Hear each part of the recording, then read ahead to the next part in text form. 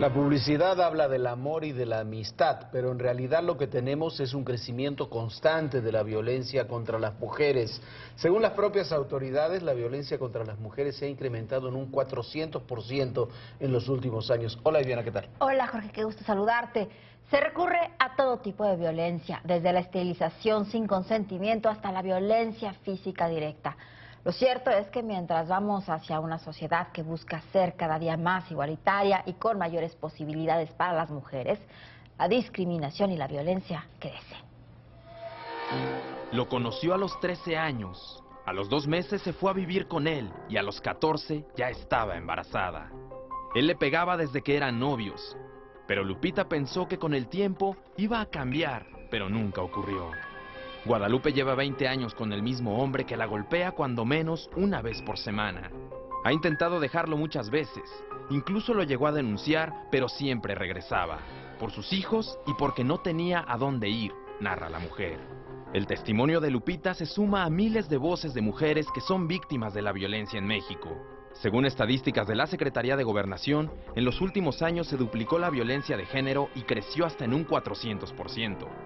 El informe detalla que las mujeres mexicanas cada día son más propensas a morir de manera más cruel y despiadada. Los feminicidios se realizan con más saña por parte de sus victimarios. Mientras que en el 2001, la cifra de mujeres asesinadas con arma de fuego era de un 2.8%. En el 2010 ya la cifra superaba un 23.8%. En el caso de los golpes, la cifra también aumenta de manera estrepitosa. Hasta hace 12 años se registraba que las mujeres fallecidas por golpes era de un 8.2%. Ahora el porcentaje es de un 18.7%. Lo mismo pasa con los crímenes por ahorcamiento, estrangulación y ahogamiento, que ascendieron de 9% a 12.5%, precisa el estudio. Es un flagelo que recorre todo el país, de norte a sur. Féminas que son ultimadas a balazos, ahorcadas o fusiladas solo por ser mujeres. Chihuahua ocupa el primer lugar. Hasta hace un par de semanas, 3 madres de familia identificaban en el CEMEFO de Ciudad Juárez a sus hijas asesinadas en distintas circunstancias.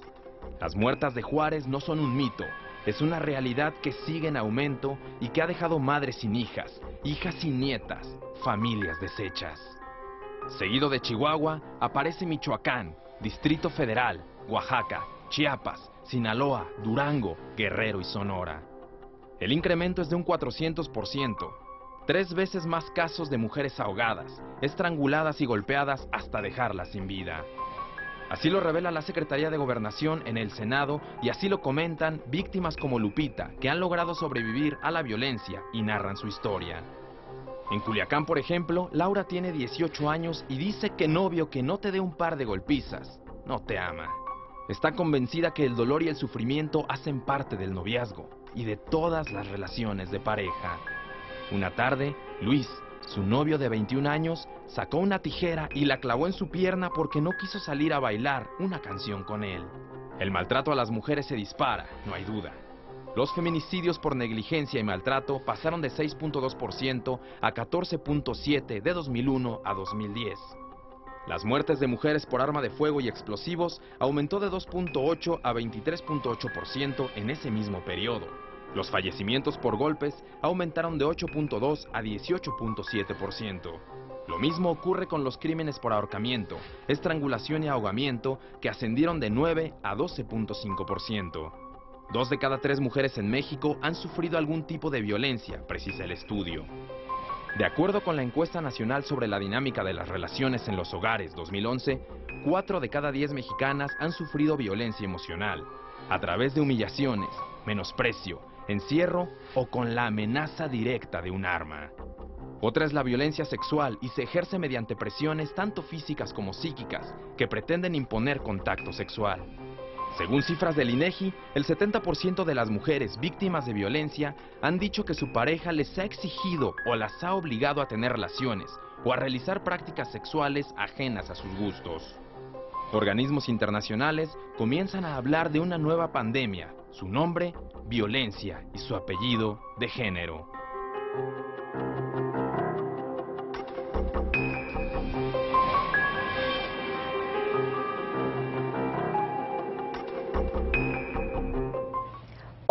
1.000 millones de mujeres bailaron contra la violencia y en México, en particular, contra la trata de personas.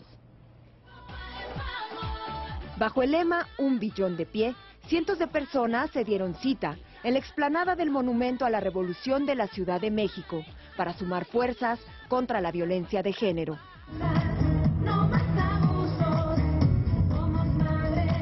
Ellas, no solo con sus palabras, sino también con sus pies, lanzaron un claro mensaje de que las mujeres no se deben dejar agredir por nadie. Es la respuesta de Eve Ensler, que es la autora de los monólogos de la vagina. Cuando ella leyó las estadísticas mundiales, vio que 1 billón de personas, mujeres, habían sido violentadas o abusadas. Y dijo, esto no va a pasar más. Yo voy a hacer una campaña donde la misma cantidad baile, pero en contra de esta violencia.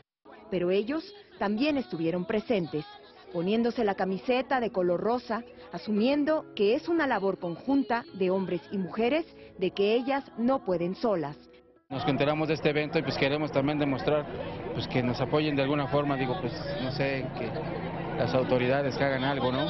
Desde las 11 de la mañana, al ritmo de la canción Rompiendo Cadenas, comenzaron las coreografías.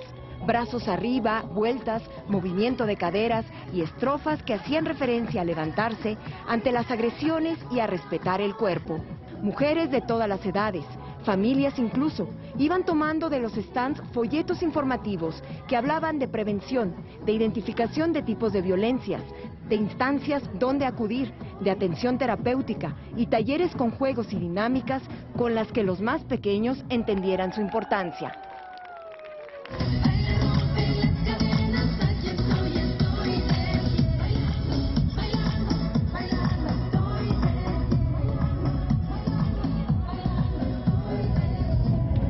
Con muñecos, con canicas, bolos. Había que atinarle al amor, no a la violencia. El color rosa prevalecía, pero también las palmas, los brincos, los abrazos y el grito de no a la violencia hacia las mujeres. Varios de los que ahí estaban acudieron porque saben qué es vivir una situación así. Algunos recordaron los golpes que sus padres propinaron a sus madres. Otros, la violencia vivida en pareja. En un día donde tradicionalmente se festeja el amor, la intención fue celebrarlo, pero sin violencia. Una campaña impulsada en México por Rosy Orozco, presidenta de la Comisión Unidos contra la Trata, quien ha luchado desde hace años por visibilizar este problema, sobre todo vinculado con la trata de personas y la necesidad de endurecer las leyes. De esta manera, México se sumó hoy a más de 200 países que también se movieron de forma simultánea para despertar las conciencias sobre este problema. Tenemos que mandar un mensaje muy fuerte contra la violencia. Amor es sin violencia. Nadie quiere que haya agresión. Vamos en una lucha decidida contra la trata de personas. La Ciudad de México ha mantenido esta política y la vamos a seguir impulsando. Por ustedes, por las mujeres que están aquí. 1.000 millones de personas bailaron hoy en el mundo contra la violencia de género y la trata de personas. Una de las mayores lacras sociales aún de este siglo.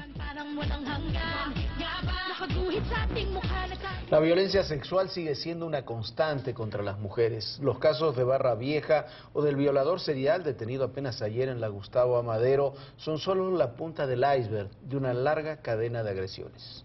¿Cómo era el lugar? El lugar donde te llevan a trabajar. Pues era un men's club y predominaba el color rojo en todo. Techos, pared, piso, todo. Y era un lugar, pues se podría decir que lujoso, ¿no? Bonito no, lujoso, ¿no? Así como que disfrazado de lujo. ¿Al cuánto tiempo te ponen a trabajar? ¿De que llegas? ¿Al cuánto tiempo te hacen pararte a bailar? Ese mismo día. Y pues me llevan hacia un apartado donde están todas las chicas y te va a hacer el casting y tú vas a bailar cuando empieza la canción y te vas a quitar la ropa. Y yo dije, no, ¿cómo que me voy a quitar la ropa, no? Entonces yo estaba paralizada, de verdad, o sea, no sabía qué hacer. Y entendí que tenía que obedecerlos. entendí que tenía que entrar en esa dinámica que todos estaban manejando. ¿Al cuánto tiempo de ahí te empiezan a prostituir? Pues ese mismo día. Ese mismo día. ¿Con quién te mandan? Con unos policías. ¿Tienes relaciones con este policía ese día? Sí. Tú sales por un operativo, no sales por convicción propia. ¿Cómo fue este operativo? Pues fue un operativo pues donde entran todos los policías y te llevan tal cual estás, y posteriormente me empiezan a hacer preguntas, que quién era la persona que me manejaba. ¿Estabas convencida que te quería o te daba miedo declarar en contra de ella? Sí, tenía miedo. Sí, tenía mucho miedo. Sí, fue como... Ahora lo veo, antes no lo veía. Yo siento que es como esa parte del síndrome de Estocolmo, ¿no? Yo siento que fue así. Cuando ellos me empezaron a abrir los ojos, que me dijeron, ¿sabes que te están prostituyendo? ¿Sabes que te estás prostituyendo? ¿Sabes que esto es ilegal? ¿Sabes que es trata de blancas? Nunca. No sabía nada de eso. Él me decía que tenía 25 años y tiene 35. ¿Cómo se llama él? Arturo Galindo Martínez. A mí me decía que se llamaba Alex Guzmán Herrera. Arturo Galindo Martínez, Alex, la conoció en un parque en Veracruz. Yo le dije que sí aceptaba ser su novia, pero que se me iba a pedir permiso con mi familia. Entonces él fue y pidió permiso con la hermana de mi papá, que era con la que yo estaba viviendo, y él va, platica con ella y mi tía acepta. Anduvieron de novios y Alex la presionó para que se casara con él. Ya me estaba enamorando de él, pues sentí feo, ¿no? Y yo le dije, no, pues dame chance de que termine mi carrera, y él me dijo que no, que si lo quería, que en verdad me fuera con él. Entonces yo tomo la decisión de irme con él a Puebla. Pues los primeros días, pues sí, me trataba bien, porque ese tipo de personas lo primero que hace es engancharte. Una vez que ya te tienen en su poder y pasan unos 5 o 8 días, después viene cuando ellos como estás muy enamorada de él o de ellos, te empiezan a decir que su economía bajó, que no tienen dinero, que tienen deudas. Entonces ahí es cuando empiezan a presionarte.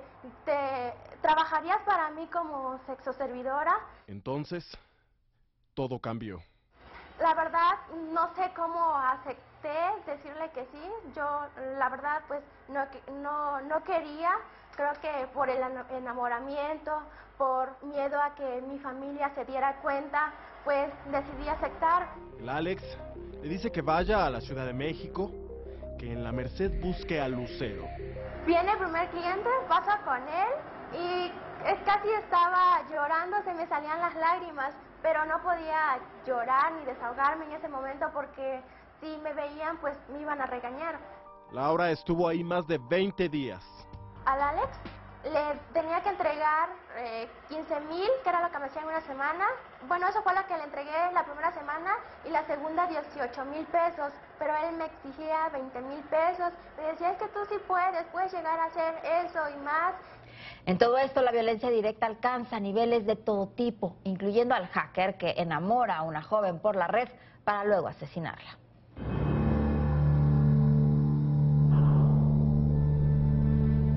Es la trágica historia de Ana Karen, una joven de 17 años, víctima de los celos de su novio, un supuesto hacker. Sin la ayuda de la policía, el matrimonio Huicocheo Garduño empezó a investigar. Aseguran que quien mató tiene altos niveles psicópatas y que vive en Jalisco. El hombre del que sospechan es Eduardo Villalobos Villanueva, de 23 años, y es exnovio de Karen. Supuestamente fue él quien la valió por no entender que ella había terminado la relación. Al menos así, ha sido identificado por las autoridades gracias a los videos de las cámaras de vigilancia de la casa el día del asesinato, el 12 de diciembre de 2012. De acuerdo con Miguel Rosete, abogado de la familia, el supuesto asesino es un especialista en sistemas y redes sociales, las cuales utilizó para contactar a la joven y convencerla de iniciar un noviazgo virtual. En 2010, la familia se había mudado a una casa en Temixco, Morelos. Y ahí, los padres de Ana Karen empezaron a notar que pasaba demasiado tiempo frente a la computadora. Fue hasta el año 2012 que se conocieron personalmente, causando incluso una buena impresión a toda la familia. Pero días antes de que fuera asesinada, Ana Karen intuyó algo raro en el comportamiento de su novio. Le había hackeado sus cuentas de correo electrónico y de Facebook, por lo que la joven le reclamó y acabó la relación con él. En respuesta, Eduardo empezó a asediarla con mensajes y llamadas, a tal punto que viajó a su casa en Morelos para presionarla. El 12 de diciembre, a las 4 de la tarde, Ana Karen le envió un mensaje a su mamá preguntándole por qué Eduardo estaba en la casa, pero su madre no llegó a verlo en ese momento. Eduardo Villalobos tocó a la puerta, gritó su nombre y empezó a forcejear con ella. Sacó una pistola calibre 45 para después presuntamente dispararle en la cabeza, abdomen y pecho. Ana Karen, antes de morir, logró enviar un segundo mensaje con la palabra mamá. Ella, al llegar, la encontró tendida en el suelo en medio de un charco de sangre. Al día siguiente, alguien entró a la cuenta de Facebook de Ana Karen para sustituir su foto por la imagen de una muñeca negra.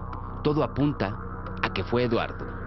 La lucha de los padres de la joven de 17 años es incansable. Siguen buscando al asesino de su hija. Actualmente, Eduardo Villalobos es buscado en varias entidades del país, principalmente en Jalisco y San Luis Potosí, donde se han colocado varias fotografías de él para identificarlo y donde las autoridades sospechan que puede residir. Y tenemos casos también como el del célebre Óscar Pistorius, este atleta discapacitado que participó en las últimas Olimpiadas, que hoy mató por celos de 4 disparos a su novia.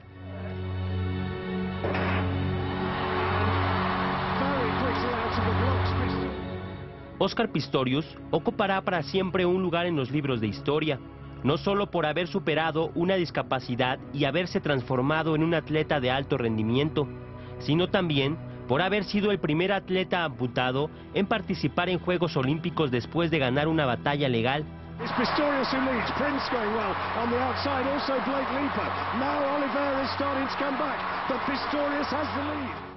La historia de Pistorius difícilmente podrá ser olvidada gracias a un nuevo capítulo, un capítulo que probablemente lo llevará a pasar el resto de su vida en prisión.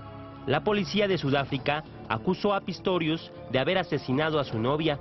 El atleta fue noticia cuando en 2008 consiguió que el Tribunal de Arbitraje Deportivo reconociera su derecho a participar en competencias olímpicas. Hasta ese momento, la Asociación Internacional de Atletismo prohibía la utilización de cualquier aparato que aportara ventajas mecánicas a los atletas.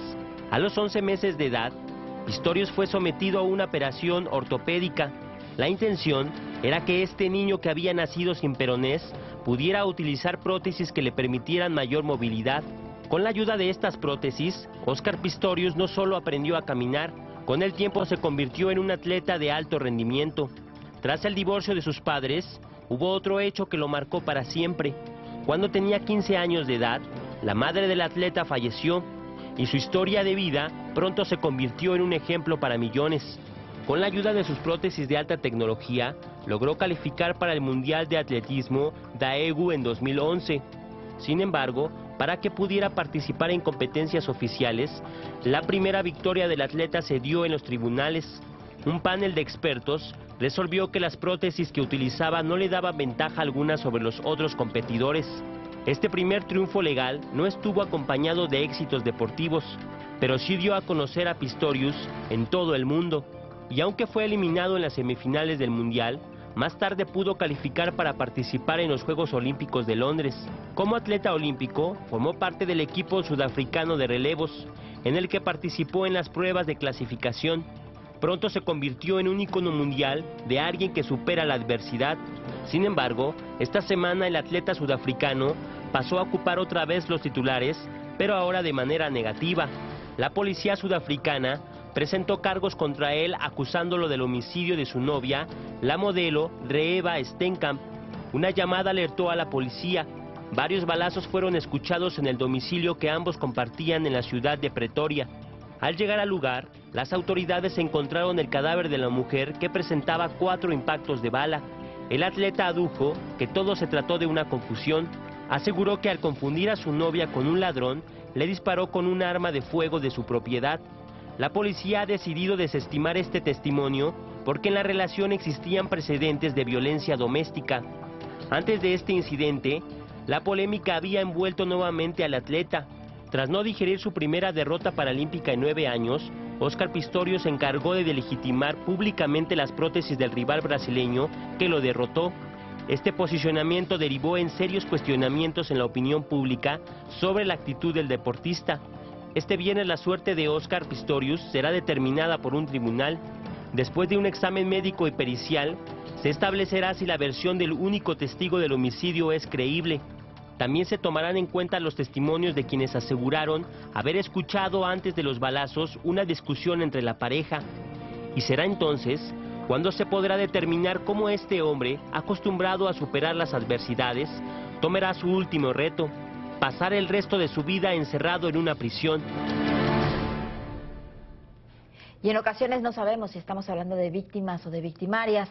Los casos de las mujeres que participan en las bandas de secuestradores se enfrentan a organismos académicos con autoridad. Sí, las primeras dicen que son utilizadas como cuidadoras. Las segundas, las autoridades aseguran que son ellas, cada día más, las que encabezan esas bandas.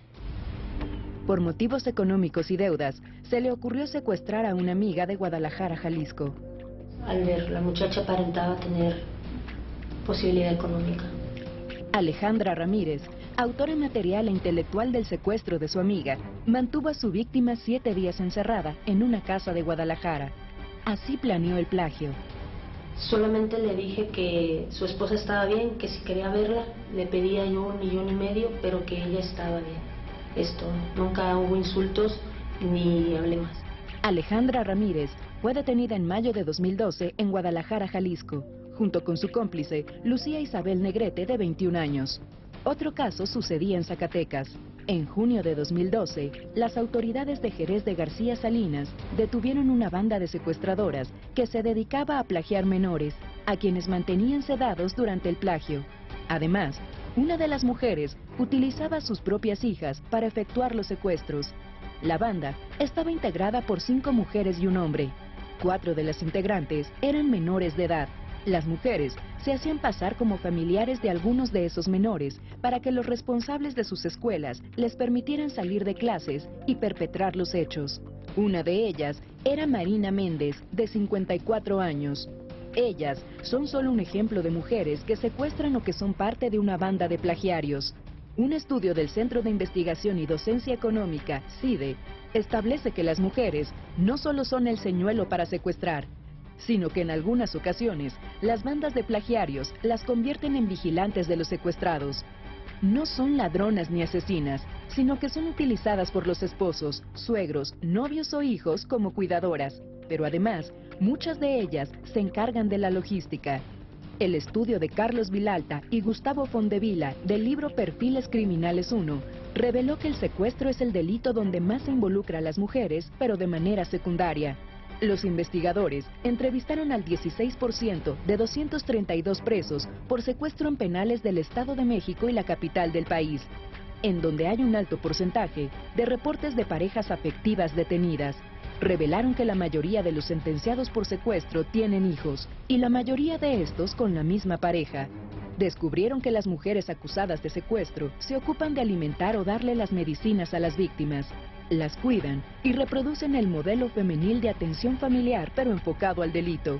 De acuerdo con Gustavo Fondevila, la edad típica de la detención entre los hombres es de 42 años y el de las mujeres 31, quienes juegan un rol tradicionalista.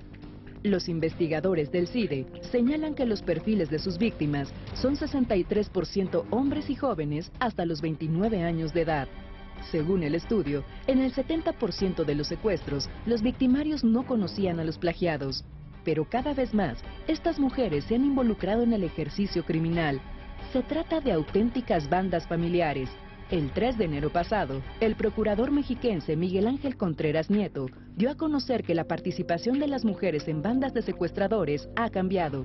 Y no solo ejercen de cuidadoras, incluso encabezan los grupos delincuenciales. Según el funcionario, durante 2012 se registraron en el Estado de México al menos 125 secuestros denunciados y permitieron la liberación de 138 personas plagiadas. También dijo que se desmembraron 37 bandas de secuestradores y se detuvieron a 217 presuntos plagiarios. Una cuestión de género que también se equipara en los actos delictivos.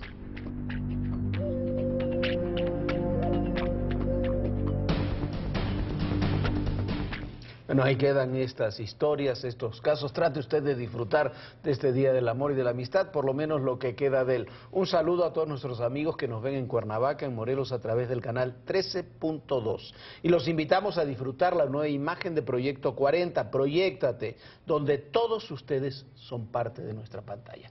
Ya nos vamos, Viviana. Gracias. Ya nos vamos, Jorge, pero antes lo invito a que no dejen de ver a Francisco Martín Moreno, a Eugenio Aguirre, a Benito Taibo y a Alejandro Rosas, que lo esperan en el Refugio de los Conspiradores. Un debate sobre los detalles poco conocidos de nuestra historia. La cita es este sábado a las 10 de la noche y nosotros aquí lo esperamos mañana en Todo Personal. Que descanse, que la pase muy, muy bien. Tú también descansa y que te mejores, Jorge. Trataremos. Gracias, Viviana. Y recuerde, en el poder y en la política todo, absolutamente todo, es personal. Gracias. Me hace daño. Entre tú y yo no hay nada.